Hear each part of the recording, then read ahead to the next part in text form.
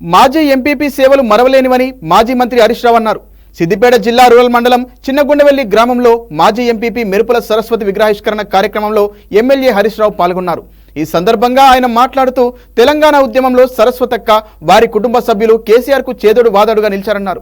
నాటి ప్రభుత్వాలు ఎన్ని ఒత్తిళ్లు తెచ్చి ప్రలోభాలకు గురి చేసిన సరస్వతక్క ఆమె భర్త నారాగౌడ్ తెలంగాణ కోసం పనిచేశారని తెలిపారు హరీష్ రావు. తాను మంత్రిగా ఉన్నప్పుడు సరస్వతక్క మా ఊరికి రోడ్డు ఎప్పుడు వేస్తావన్నా అని అడిగేదని గుర్తు చేశారు.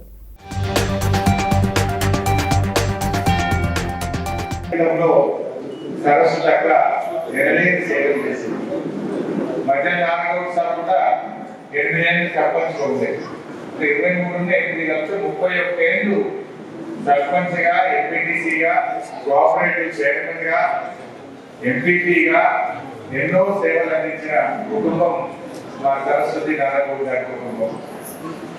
ఇవాళ దురదృష్టవశాత్తు అక్క చివరి దశలో క్యాన్సర్. నా గుర్తు సరస్వతి ఊళ్ళకి అప్పుడు ఎమ్మెల్యేగా ఉన్నప్పుడైనా మంత్రిగా ఉన్నప్పుడైనా మా ఊళ్ళగా బోరెట్టు గడ్డి రోడ్డు